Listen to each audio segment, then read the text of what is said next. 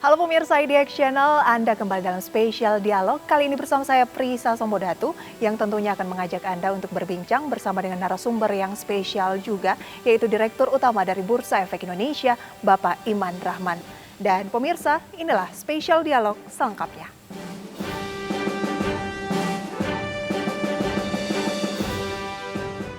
Jam perdagangan di Bursa Efek Indonesia telah kembali seperti pada periode pra-pandemi COVID-19. Hal tersebut menyusul berakhirnya kebijakan relaksasi pasar modal pada 31 Maret 2023. Dalam surat kepada para pelaku industri pasar modal, Otoritas Jasa Keuangan menyatakan kebijakan relaksasi pasar modal tidak akan diperpanjang pelaksanaannya. Oleh karena itu, OJK meminta kepada para pelaku pasar modal untuk melakukan normalisasi terhadap berbagai pengaturan dan kebijakan saat ini. Salah satunya ialah terkait normalisasi jam perdagangan bursa. Dalam surat disebutkan, OJK meminta kepada pelaku pasar modal untuk mengembalikan jam perdagangan serta jam operasional clearing dan penyelesaian. Sejumlah analis melihat normalisasi jam perdagangan bursa yang mulai berlaku pada 3 April 2023 dapat membuat transaksi di Bursa Efek Indonesia meningkat. Normalisasi jam perdagangan Bursa Efek Indonesia ini terjadi di saat kondisi ekonomi global sedang fluktuatif, mulai dari ancaman inflasi sejumlah negara maju, lalu tingginya suku bunga sejumlah bank sentral. Ditambah lagi gejolak geopolitik Rusia dan Ukraina yang juga belum mereda, dan yang terbaru sentimen krisis perbankan mengemuka setelah sejumlah bank di Amerika Serikat seperti Silicon Valley Bank tutup. Perekonomian dan pasar modal Indonesia diperkirakan cukup tangguh dalam menghadapi sejumlah sentimen tersebut. Lalu seberapa besar normalisasi jam perdagangan berdampak pada transaksi Bursa Efek Indonesia? Bagaimana pula tantangan Bursa Efek Indonesia dalam menghadapi tekanan ekonomi global? Saksikan pembahasannya sesaat lagi.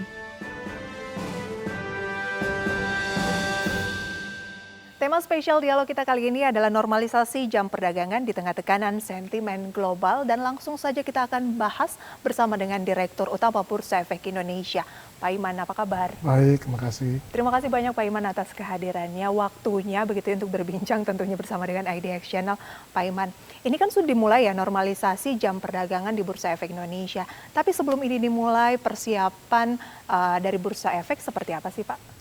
Terima kasih Prisa, dan suatu kehormatan juga buat saya diundang di acara IDX Channel ini. Sebagaimana kita ketahui, normalisasi jam perdagangan kan merupakan tindak lanjut dari bursa atas surat yang dikeluarkan oleh OJK perihal keberlakuan kebijakan relaksasi dalam menjaga kinerja dan stabilitas pasar modal akibat penyebaran COVID-19 yang berakhir pada tanggal 31 Maret 2023. Dengan mempertimbangkan kondisi pandemi COVID-19 yang semakin membaik, serta telah dicabutnya kebijakan pemberlakuan pembatasan kegiatan masyarakat atau PPKM oleh pemerintah, sekaligus untuk mewujudkan perdagangan efek yang teratur, wajar, dan efisien, Bursa Efek Indonesia melakukan penyelesaian jam perdagangan sebagaimana kondisi sebelum COVID-19 atas jam perdagangan efek yang bersifat ekuitas maupun kontrak berjangka. Normalisasi perubahan jam perdagangan ini juga didasarkan pada survei yang dilakukan oleh Bursa Efek Indonesia terhadap beberapa anggota bursa, bahwa ternyata 74% anggota bursa menyatakan tidak ada kendala atau dampak negatif apabila waktu perdagangan dikembalikan seperti sebelum COVID-19. Guna memastikan bahwa pelaksanaan penerapan normalisasi jam perdagangan dapat berjalan dengan baik, Bursa Efek Indonesia telah melakukan persiapan sebagai berikut. Yang pertama, pelaksanaan pengujian sistem bersama AB terkait penerapan normalisasi jam perdagangan. Yang kedua, melakukan kajian dan penyelesaian atas peraturan yang berlaku. Dan ketiga, tentu saja menyiapkan dan memberikan informasi kepada publik perihal rencana normalisasi. Melalui hal-hal tersebut, Bursa Efek Indonesia berharap bahwa semua pihak terkait telah siap dalam penerapan normalisasi jam perdagangan dan memastikan bahwa seluruh investor memiliki informasi yang sama perihal perubahan yang dilakukan oleh Bursa Efek Indonesia. Oke, Pak Iman, seperti apa dampak dari normalisasi jam perdagangan bursa ini? Jadi terima kasih Prisa. Penerapan normalisasi jam perdagangan tentu saja akan berpengaruh terhadap perilaku investor di pasar modal. Jam perdagangan normal akan memberikan waktu yang lebih panjang bagi para investor di dalam maupun di luar negeri, terutama di Eropa, untuk melakukan transaksi efek. Selain itu, sebagaimana saya sampaikan sebelumnya, dengan kembalinya normal jam perdagangan akan memberikan sinyal positif kepada investor bahwa kondisi Indonesia mengarah kepada kondisi yang baik dari sebelumnya. Hal ini tentunya diharapkan dapat menggairahkan iklim investasi dan meningkatkan nilai transaksi harian di Bursa Efek Indonesia. Oke Pak Iman, kalau mengenai aturan auto reject begitu ya, auto reject atas, auto reject bawah, kemarin kan berlaku simetris. Nah, apakah rencana itu masih akan terus diterapkan dan pertimbangannya seperti apa Pak Iman? Tentu saja seperti juga jam perdagangan, bursa mengarah kembali kepada pemberlakuan ARA dan ARB yang simetris, sebagaimana praktek umum di bursa regional lainnya, dan telah dilakukan oleh bursa sebelum pandemi COVID-19. Namun demikian, pengembalian kebijakan ARA dan ARB ke arah simetris tersebut harus dilakukan secara cermat, tentu saja dengan mempertimbangkan kondisi market yang ada. Hal ini sejalan dengan arahan OJK untuk melakukan normalisasi ARA dan ARB secara bertahap. Sehingga untuk itu, saat ini bursa mengambil kebijakan melakukan penyelesaian ARB dalam 2 fase sebagai berikut. Yang pertama, perubahan fase pertama diharapkan dapat efektif per Senin 5 Juni 2023, yaitu ARB menjadi 15%.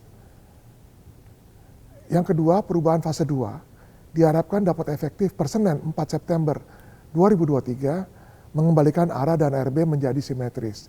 Artinya bahwa ARB dan ARA menjadi sama. Jadi kalau kita lihat bahwa misalnya sebagai contoh bahwa apabila harga antara 50 sampai 200, maka ARA dan ARB-nya 35%. Sementara kalau di atas Rp200 harga sampai dengan 5.000, ARA dan ARB-nya 25%. Namun jika di atas Rp5.000, ARA dan ARB-nya di atas 20%. Penerapan penyesuaian ARB secara bertahap dilakukan oleh bursa berdasarkan kajian bursa dengan pertimbangan sebagai berikut. Yang pertama tentu saja memperhatikan kondisi ekonomi saat ini. Saat ini diharapkan pada beberapa isu resesi. Yang kedua tentu saja memberikan kesempatan kepada investor untuk mempelajari dan menyesuaikan behavior investasinya apabila ARB dinormalisasi, terutama bagi investor retail yang baru menjadi investor pasar modal pada saat pandemi lalu. Dan ketiga, tentunya arahan dari Kepala Eksekutif OJK untuk melakukan penyesuaian ARB secara bertahap, sebagaimana disampaikan dalam surat OJK nomor S68-D04-2023 perihal keberlakuan kebijakan transaksi dalam menjaga kinerja dan stabilitas pasar modal akibat penyebaran coronavirus disease 2019. Serta yang keempat, pencabutan kebijakan perihal pemberlakuan pembatasan kegiatan masyarakat oleh pemerintah Indonesia pada Desember 2022 yang menunjukkan indikasi pandemi yang telah mereda. Oke, berarti Pak Iman terkait dengan auto reject ini akan bertahap dilakukan oleh Bursa Efek Indonesia mulai awal Juni 2023 ini, pemirsa ya. Pak Iman juga sempat menyinggung mengenai sentimen global resiliensi Bursa Efek Indonesia menghadapi tekanan global atau pasar modal Indonesia ini seperti apa, Pak? Normalisasi jam perdagangan serta kebijakan lain yang diterapkan selama masa pandemi dapat berguna bagi para pelaku pasar yang telah memiliki jam kantor yang telah normal kembali. Sehingga mereka tidak lagi terbatasi dengan jam perdagangan yang lebih sedikit. Di tahun 2020, OJK dan BI mengurangi jam perdagangan untuk mengikuti kebijakan PSBB atau PPKM dan menyediakan perdagangan yang lebih efisien bagi stakeholder pasar modal. Sentimen negatif yang terjadi belakangan ini terkait dengan krisis perbankan yang menimbulkan kekhawatiran terkait potensi krisis likuiditas tidak hanya di US. Krisis ini juga terjadi di beberapa negara lain. Pertanyaan berikutnya adalah seberapa besar Bursa Efek Indonesia cukup resilient dalam menghadapi tekanan global. OJK pada 13 Maret 2023 yang lalu telah menerbitkan siaran pers bahwa penutupan Silicon Valley Bank atau SVB tidak berdampak langsung terhadap industri perbankan Indonesia yang saat ini memiliki kondisi yang kuat dan stabil. Sementara itu, kami melihat sentimen negatif ini juga berdampak sementara pada IHSG tercermin dari terkoreksinya hingga mencapai titik terendah pada tahun ini di tanggal 16 Maret 2023 yang lalu di level 6.566 atau terkoreksi minus 4,16%. Namun, hal ini segera berbalik dan pada tanggal 30 Maret 2023, IHSG berada pada level 6.809 atau terkoreksi hanya 0,61% year to date. Sampai sempat terjadi net sell hingga 1,3 triliun pada 14 Maret 2023, namun setelahnya investor membukukan net sell hingga posisi net buy berada pada nilai 6,3 triliun secara year to date. Sebagaimana disampaikan oleh OJK, risiko krisis perbankan tersebut tidak berdampak pada ketahanan perbankan dalam negeri. Risiko perekonomian justru akan datang dari inflasi dan suku bunga yang tinggi. Berbicara mengenai resiliensi BI dalam menghadapi tekanan global, dapat kita ambil contoh. Performa IHSG pada beberapa periode di mana terdapat sentimen global, seperti misalnya pada tahun 2028, sentimen globalnya terjadi krisis global akibat kasus subprime mortgage di AS. Kalau kita lihat pada tahun 2028, IHSG kita turun sampai 50,64% di 2028.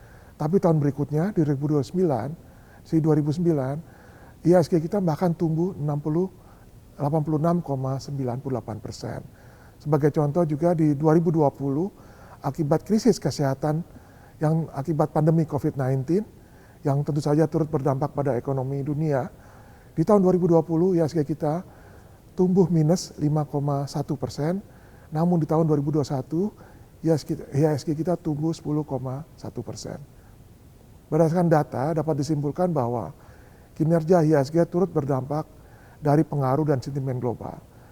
Kondisi ini merupakan hal yang wajar karena merupakan bagian dari mekanisme pasar yang akan merespon logis hal tersebut. Selain itu, kondisi tersebut tidak hanya terjadi di Bursa Efek Indonesia, tapi tentu saja juga dirasakan oleh bursa-bursa global lainnya. Oke, bahwa jumlah dari investor atau SID di Bursa Efek Indonesia tampaknya sudah lebih dari 10 juta nih Pak Iman. Nah, literasinya seperti apa nanti akan kita bahas lebih jauh di segmen selanjutnya. Kita jeda dulu ya Pak Iman. Ya, tetaplah bersama kami di Spesial Dialog. Kami akan kembali usai jeda pariwara berikut.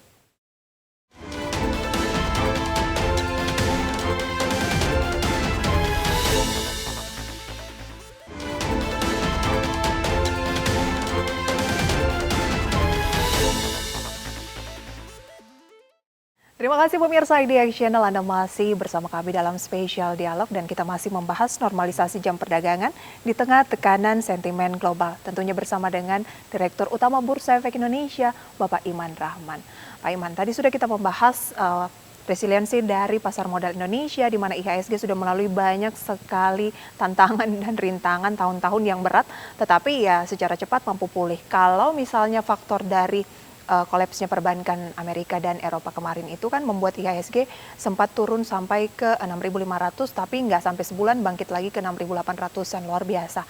Nah, kalau berbicara mengenai jumlah investor di pasar modal Indonesia kan juga sudah tembus 10 juta sesuai target dari Bursa Efek Indonesia begitu ya. Tapi kalau ngomongin literasinya seperti apa Pak? Karena kan kebanyakan juga investor retail, kemudian masih muda, mahasiswa juga banyak mungkin ya, agar tidak gampang dipom-pom gitu Pak Iman. Pasar modal Indonesia telah menunjukkan pertumbuhan yang positif dalam beberapa tahun terakhir, sehingga mampu menawarkan potensi keuntungan yang menarik. Namun penting bagi investor untuk memiliki literasi keuangan dan pasar modal yang memadai sebelum memutuskan untuk berinvestasi, terutama pemahaman yang baik tentang risiko dan analisa peluang investasi. Karena itu, Bursa Efek Indonesia berfokus pada edukasi bagi investor dan calon investor melalui berbagai program edukasi, seminar dan publikasi dengan memaksimalkan sinergi, kolaborasi dan pemanfaatan teknologi serta media digital. Tahun lalu, jumlah dari berbagai kegiatan ini mencapai lebih dari 11.000 kegiatan dan diikuti oleh 1,7 juta orang yang telah kami edukasi. Dan sepanjang tahun 2023 ini telah terlaksana 1.577 kegiatan yang diikuti oleh 101.978 peserta per Februari 2023. Pada tanggal 15 Februari lalu, kami juga meluncurkan sebuah terobosan baru, edukasi pasar modal, program literasi dan inklusi yang terstruktur, masif dan sistematis bertajuk Duta Pasar Modal. Program ini menyasar investor retail yang masih muda dengan mengoptimalkan peran anggota Galeri Investasi Bursa Efek Indonesia di kampus-kampus dalam menjalankan fungsi perlindungan investor dengan membagi pemahaman dasar tentang pentingnya pengelolaan keuangan dan investasi. Jumlah Galeri Investasi Bursa Efek Indonesia yang kami miliki saat ini adalah hampir 800 galeri investasi Bursa Efek Indonesia yang berlokasi di seluruh wilayah di Indonesia. Oke, tadi Pak Iman sempat menyinggung mengenai inflasi global, kemudian juga kenaikan suku bunga khususnya dari The Fed, Bank Sentral Amerika Serikat. Sejauh mana ini masih akan menjadi tantangan ataupun lebih ke fokus pasar modal ke depan? Berdasarkan data historical, pada krisis COVID-19 tahun 2020, IHSG mengalami koreksi sebesar 5,1% year on year. Meski demikian, pada tahun 2021 dan 2022, IHSG berhasil menguat masing-masing sebesar 10,1% year on year dan 4,1% year on year. Hal ini menunjukkan bahwa meskipun pasar modal Indonesia menghadapi tekanan, tidak membutuhkan waktu lama bagi IHSG mencatatkan rebound. Dari sisi likuiditas pasar, berbagai indikator juga menunjukkan kinerja yang positif. Sebagai contoh, nilai transaksi harian di tahun 2019 sebesar 9,1 triliun rupiah per hari, di tahun 2022 meningkat menjadi 14,7 triliun rupiah per hari. Walaupun di tahun 2023 dari Januari sampai dengan 21 Maret 2023 terjadi penurunan sebesar 10 triliun rupiah per hari. Frekuensi perdagangan di 2019 dari 469 ribu kali menjadi 1,3 juta kali dan di tahun 2023 1,1 juta kali. Volume perdagangan dari 2019 sebesar 14,5 miliar saham menjadi 23,9 di 2022 dan menurun menjadi 18,4 miliar saham di 2023. Berdasarkan data di atas, meskipun secara year to date likuiditas pasar tercatat mengalami penurunan dibandingkan dengan tahun 2023 lalu, seluruh indikator menunjukkan bahwa posisi likuiditas pasar sudah melampaui kinerja sebelum krisis pandemi. Lalu jumlah perusahaan tercatat juga terus menunjukkan peningkatan. Jumlah perusahaan tercatat di tahun 2018 berjumlah 57 perusahaan. Di 2019 berjumlah 55 perusahaan. Kalau kita lihat di 2022 jumlah meningkat menjadi 59 perusahaan. Bahkan di 2023 sampai dengan akhir Maret 2023 jumlah perusahaan tercatat sudah mencapai 27 perusahaan. Tren perusahaan tercatat baru mampu berada di atas 50 perusahaan sejak 2018. Sebagai informasi, total perusahaan tercatat sebanyak 852 perusahaan hingga 21 Maret 2023. Sementara itu, jumlah perusahaan tercatat mencapai 27 perusahaan dengan 39 perusahaan masih dalam proses atau di dalam pipeline Bursa Efek Indonesia. Oke. Jadi kalau ngomongin RNTH tadi Pak memang ada pelemahan tipis, tapi kan ini masih awal tahun 2023, masih panjang waktu untuk mencatatkan RNTH yang lebih dari 14,75 triliun. Targetnya berapa untuk tahun 2023 ini Pak Iman? Kemudian juga ada tidak tips dan trik dari Bursa Efek Indonesia agar para investor ini tidak hanya membuka rekening SID begitu ya, tapi bertransaksi lebih giat lagi di tahun-tahun ke depan. Kita bahas nanti di satu segmen terakhir Pak Iman, kita jeda terlebih dahulu ya. Dan pemirsa IDX Channel, jangan beranjak dari tempat Anda. Spesial Dialog akan kembali dengan satu segmen terakhir usai jeda pariwara berikut ini.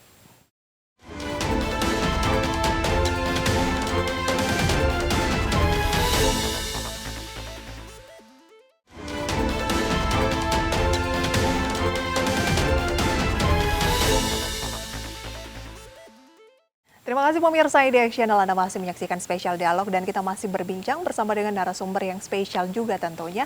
Ada Direktur Utama dari Bursa Efek Indonesia, Pak Iman Rahman.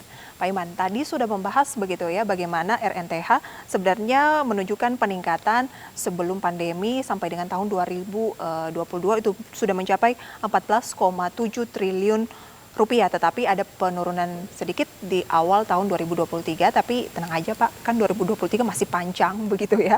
Targetnya di 2023 ini untuk RNTH berapa?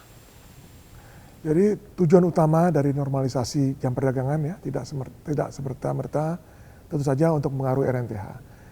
Sebagaimana saya sampaikan di awal, target RNT kita di akhir tahun 2023 itu adalah 14,75. Kita cukup optimis jika dibandingkan dengan tahun lalu, tapi tentu saja kita waspada. Jadi kalau hal tersebut dapat kita lihat pada tahun 2020 sampai 2020 lalu. Jadi kendati pun durasi perdagangan kita lebih singkat, RNTH justru meningkat, dipengaruhi oleh tentu saja meningkatnya jumlah dan aktivitas investor karena tren WFA dan influencer investor di media sosial. Tujuan dari normalisasi perdagangan diharapkan dapat memfasilitasi para pelaku pasar yang sudah melaksanakan aktivitas perekonomian secara normal, agar tetap bisa melakukan aktivitas perdagangan lebih leluasa, tidak lagi terbatas dengan jumlah perdagangan yang lebih sedikit. Sejak 19 September 2022 lalu, kami telah meluncurkan warrant terstruktur atau structure warrant sebagai fasilitas hedging bagi para investor. Dan hingga hari ini telah tercatat 23 produk warrant terstruktur dari 2 penerbit, yaitu RHB dan Maybank. Sejauh ini, respon market cukup positif yang ditunjukkan dari meningkatnya nilai perdagangan produk ini dari rata tahun yang lalu, yaitu 2,6 triliun per hari menjadi 3,7 triliun pada tahun ini atau year to date. Kami terus mendorong penerbitan seri warrant terstruktur baru serta penerbitan baru. Selain itu, pada tahun ini kami juga mengembangkan single stock futures yang juga merupakan sarana hedging. Nah, tips untuk investor di rumah begitu ya Pak ya, agar bukan hanya menjadi investor punya SID begitu ya, tapi transaksinya juga terus mengalami peningkatan, tetapi ya tetap aman dalam bertransaksi di Bursa Efek Indonesia. Tips and triknya dari Direktur Utama Bursa Efek Indonesia, Pak Iman?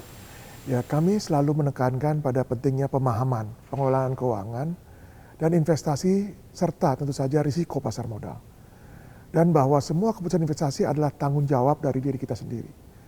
Website Bursa Efek Indonesia dan kanal-kanal informasi yang dimiliki oleh Bursa Efek Indonesia diharapkan menjadi sumber utama bagi investor dalam mencari informasi sendiri atau self-finding terkait dengan aksi dan kinerja perusahaan tercatat, berbagai indeks dan pergerakannya, serta berita-berita terkait pasar modal. Selain itu, merekomendasikan sekolah pasar modal untuk mendapatkan bekal berinvestasi di pasar modal dengan benar. Kami juga memiliki pesan cara berinvestasi bagi pemula, yaitu hashtag jadi investor cerdas dengan 3P. Paham, punya, dan pantau. Yaitu paham bahwa berinvestasi harus menggunakan dana lebih atau excess fund. Paham kesesuaian profil risiko produk investasi dengan risk appetite kita sendiri. Dan paham tujuan investasi, kita perlu mencari informasi sebanyak mungkin agar paham sebelum mengambil keputusan investasi. Untuk punya, pertama-tama kita harus punya mitra investasi yang pas dan benar. Baik itu sekuritas maupun manajer investasi. Buka rekening investasi sekarang sudah sangat mudah. Tapi perlu diingat bahwa punya akses dan kerahasiaan rekening investasi itu wajib. Mulai dari 100.000 sudah bisa investasi. Tetapi perlu diingat dan dilatih untuk do not put your eggs in one basket. Atau dalam kata lain, hanya berinvestasi pada satu produk tertentu saja. Hal ini bertujuan agar portfolio investasi dapat terjaga kestabilan pertumbuhannya. Tips terakhir adalah pantau. Investasimu perlu dipantau secara berkala, baik dari sisi pergerakan harganya di bursa maupun di sisi kinerja perusahaannya. Ingat, investasi adalah sebuah kegiatan dengan orientasi jangka panjang. Update dengan berita dan informasi akan sangat berguna untuk memperkaya analisis. Praktekkan juga analisis fundamental dan teknikal untuk mengambil berbagai keputusan investasi untuk mempertahankan kinerja portfolio investasi. Oke, harus 3P ya Pak ya, nggak boleh cuma satu, apalagi cuma dua, tapi harus komplit, harus tiga-tiganya, yaitu harus paham, kemudian kalau sudah paham itu punya, dan kemudian jangan lupa untuk selalu dipantau, karena punya aja nggak cukup begitu ya Pak ya, harus dipantau dan juga tentunya harus ada inisiatif dari investor individu itu sendiri untuk self-finding Jangan hanya menanti informasi dari sekuritas atau dari pihak mana, dari otoritas, tapi juga harus cari tahu sendiri di kanal-kanal yang sudah disiapkan oleh misalnya Bursa Efek Indonesia. Begitu ya Pak Iman. Semoga Pak Iman target-target yang dicanangkan dari Bursa Efek Indonesia ini tercapai dan dengan normalisasi jam perdagangan ini juga dapat meningkatkan jumlah transaksi dan harapan-harapan positif dari Bursa Efek Indonesia ke depannya. Maju terus pasar modal Indonesia, sehat dan sukses selalu untuk Pak Iman. Terima kasih Pak Iman. Sampai berjumpa kembali. Terima kasih. Dan pemirsa IDX Channel, demikian spesial dialog kali ini bersama dengan Direktur Utama Bursa Efek Indonesia. Semoga bisa menjadi referensi sumber informasi bagi Anda ataupun portofolio investasi Anda.